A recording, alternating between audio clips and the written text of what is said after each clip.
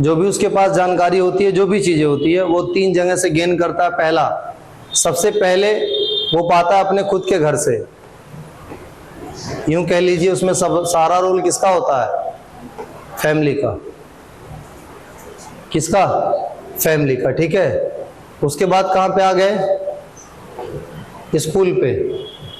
ठीक है। और इसके बाद जो है पूरी सोसाइटी हो गई, सब सारी चीजें। सबका अपना अपना रोल है। जो फैमिली का रोल है, फैमिली का रोल, जो आप सोचते हो ना कि जैसे मान लिया कोई बच्चा इंडिया के किसी विलेज में पैदा हुआ तो वो देहाती बोल रहा है। एक बच्चा नेपाल में पैदा हुआ, वो नेपाली बोल रहा है। एक बच्चा अमेरिका में पैदा हुआ, वो इंग्लिश बोल रहा है। सऊदी अरेबिया वाला अरबी में बात कर रहा है। ठीक है। बांग्लादेश वाला अलग भाषा यूज कर रहा है। बंगाल वाला बंगाली बोल रहा है। सबके सब बोलते हैं कि नहीं? है तो सब बच्चे ही। बोलिए, अगर वही चीज जैसे मान लीजिए नेपाल वाला नेपाली बोल रहा है, आज आपको पढ़ाया जाए तो आपकी हालत खराब हो जाएगी उसको याद करते करते। टाइम लगेगा। ठीक है। ये जो पूरा डिफरेंस है ना, ये जो पूरा डिफरेंस है, ये पहला डिफरेंस ही कहां से चला आता है? फैमिली से। कहां से चला आता है? समझ में आ रही बात? फैमिली में जो उसके पेरेंट्स हैं, जो ब्रदर हैं, अंकल हैं, आंटी है, वो शुरुआती दौर में किस लैंग्वेज में उससे कम्युनिकेशन कर रहे हैं, ये बहुत ज्यादा मैटर करता है। गाली दे के बात करेंगे तो गाली सीखेगा, इंग्लिश में बात करेंगे तो इंग्लिश सीखेगा, हिंदी में बात करेंगे तो हिंदी सीखेगा। इसी वजह से ये सारे डिफरेंसेस पैदा होते हैं। ठीक है। दूसरी चीज जो मोरल एजुकेशन है, मोरल एजुकेशन, जितनी भी चीजें हैं, उठना कैसे चाहिए, बड़ों से बात कैसे करनी चाहिए, है ना, दूसरे की हेल्प करनी चाहिए, चोरी करना कैसी बात है ना, बच्चों के साथ ऐसे पजल खेलने चाहिए ताकि उनका दिमाग पहले से ही, ठीक है, पहले से उनका दिमाग टेक्निकल है, छोटी छोटी बारीक चीजों को क्या कर पाए, वो आसानी से सीख पाए, है ना। तो ये पूरा रोल किसका है? ये फैमिली का है।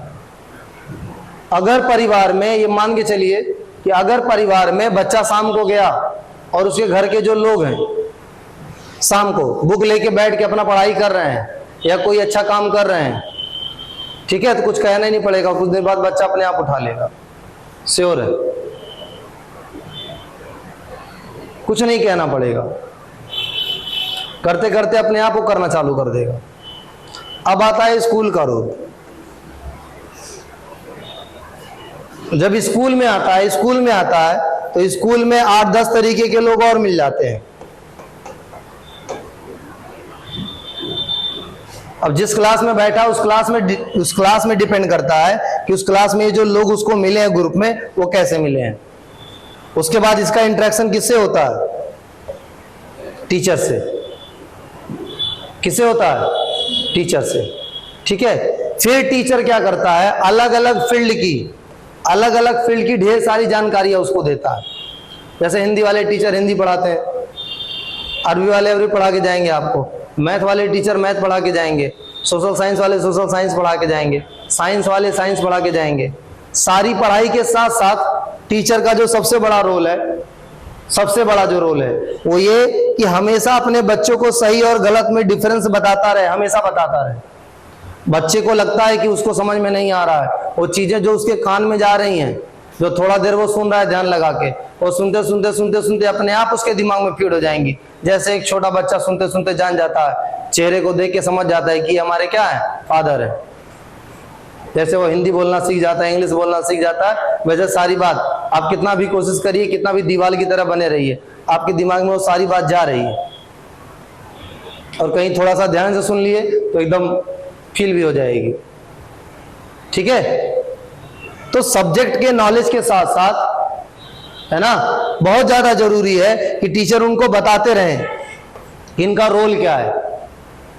और जब ये बच्चे देखो, जब ये बच्चे घर से आ रहे हैं स्कूल से आ रहे हैं, स्कूल से जब घर पे जा रहे हैं तो तुरंत पेरेंट का सबसे बड़ा काम यही है, सबसे बड़ा काम यही है कि आज स्कूल में आप क्या किए, क्या सही हुआ, क्या गलत हुआ।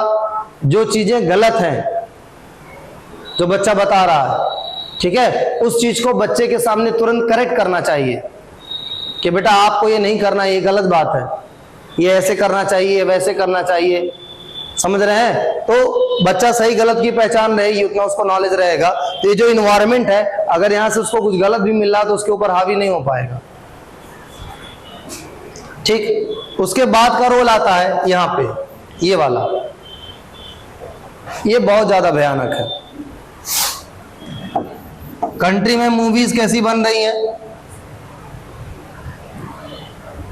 कंट्रीज में पॉलिटिक्स की तरफ से, है ना, जो पॉलिटिकल पार्टीज हैं, उनकी जो पॉलिसीज हैं, वो जो काम कर रही हैं, वो क्या कर रही हैं? अगर हर तरफ गलत हो रहा होगा तो आपके पेरेंट्स हैं, बच्चा है, वो भी वही चीज देख के सीख रहा होगा जैसे मूवीज में दिखाया जाएगा। ठीक है, उसका डायरेक्ट असर पड़ेगा बच्चे के ऊपर, बहुत ज्यादा असर पड़ता है। इसीलिए कंट्री में, हमारी कंट्री में अपना सेंसर बोर्ड है, जहां उसको लगता है कि ये चीज गलत है तो वो सीन वो मूवी से क्या कर देता है, कटवा देता है ना। समझ में आ रहा है? जहां आप रह रहे हैं, जहां पे आप रह रहे हैं, जहां पे भी आप रह रहे हैं, वहां पे क्या हो रहा है, कैसा मोहल्ला है, कैसे लोग हैं, क्या करते हैं, इस बात का बहुत ज्यादा असर पड़ता है बच्चों को। ठीक है, अगर ये चीजें ठीक नहीं है, काफी ज्यादा डिस्टर्ब कर रही हैं, तो इससे बच्चों को बचाने का तरीका यह है कि उसको दिन भर इतना क्लास करा दीजिए कि उसको छुट्टियां ना मिले। जैसे स्कूल से आया, है ना, स्कूल से आया, उसको सॉन्ग सीखने के लिए भेज दीजिए, नहीं कुछ गिटार बजाना सीखे, है ना, ढोल तबला बजाना सीख ले। समझ रहे हैं कि नहीं? इंग्लिश स्पीकिंग कोर्स करने भेज दीजिए, वहां पे बजा रहा है, उसके बाद कंप्यूटर क्लास भेज दीजिए, है ना। आप बताओ यार, ये कम से कम इसके पास इतना खुराफात का टाइम नहीं ना रहेगा ये सारी चीजें सीखने के लिए, है कि नहीं। टीचर का जो रोल है वो सबसे बड़ा यही है, सब्जेक्ट के साथ साथ, सब्जेक्ट के साथ साथ, एक तो जो सब्जेक्ट वो पढ़ा रहा है उसमें कोई कमी नहीं होना चाहिए, उसके अंदर उसको आना ही चाहिए। और अगर टीचर को नहीं आ रहा तो ये जान लीजिए वो देश को 50 साल के लिए ऐसे जनरेशन, ऐसी बच्चों को दे रहा है, ठीक है, जिससे पूरा देश डिसबैलेंस रहेगा। एजुकेशन बहुत बड़ी बुनियाद है। आपको अगर लगता होगा कि कोई टेररिस्ट बहुत नुकसान करके चला जाता है, कोई और पॉलिटिकल पार्टी वाला बहुत बड़ा नुकसान करके चला जाता है, वो कुछ देर के लिए रहता है, लेकिन अगर टीचर अपना रोल नहीं सही से प्ले करता है ना, तो देश को 50 साल के लिए पीछे ही छोड़ देता है। फिर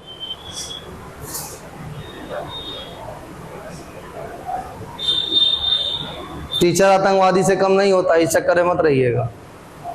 हाँ, अगर काम अपना सही से नहीं कर रहा है तो उससे खराब है वो।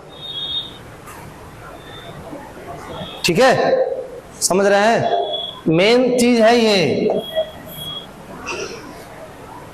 जो पेरेंट्स हैं, जो स्कूल्स हैं, ठीक है, और जो एडमिनिस्ट्रेटर हैं, जो सिस्टम में है, उनका मेन टारगेट यहां होना चाहिए, सारी चीजें इसके हिसाब से होनी चाहिए। सब पेरेंट्स को भी कोई काम करना चाहिए तो ये जरूर सोचना चाहिए कि हमारे बच्चे के ऊपर इसका क्या फर्क पड़ेगा। ठीक है, फिर वो चाहे औरतों का घर में बैठ के मोबाइल चलाना दिन भर, है ना, होता है ना, आजकल ब्याह होता तो बिना मोबाइल के लोगों का चल नहीं पाता है, बड़की मोबाइल चाहिए। बड़की मोबाइल अगर नहीं मिली तो इसका मतलब ब्याह के बाद वो खुश नहीं है। और फिर वही मोबाइल बच्चों को भविष्य खाती है, फिर बेटों को भविष्य खाती है, खाते खाते सब खा लेती है। अगर अगर आप चाहते हैं कि अगर पेरेंट्स की मैं बात कर रहा हूँ, अगर पेरेंट्स चाहते हैं कि हमारा बच्चा मोबाइल को वैल्यू ना दे, तो उसका सबसे सीधा सा तरीका कि पहले आप मोबाइल को वैल्यू मत दीजिए। आप इतना बड़ा बड़ा मोबाइल हमेशा लेके खेल रहे हैं, कहीं फेसबुक चला रहे हैं, कहीं कुछ चला रहे हैं, कहीं बैठ के लूडो खेल रहे हैं, तो बच्चे को तो अच्छा लगेगा ही, है कि नहीं? कि गलत कह रहे हैं, है ना? माँ अगर छोटी वाली मोबाइल ले ले, छोटी वाली 1100 वाली, तो बच्चा क्या करेगा बताओ? छोटा बच्चा जो रहेगा बहुत ज्यादा करेगा तो उसमें जो 8 रिंगटोन रहती है वो बजा के सुनेगा, बस काम खत्म, है कि नहीं? चलिए।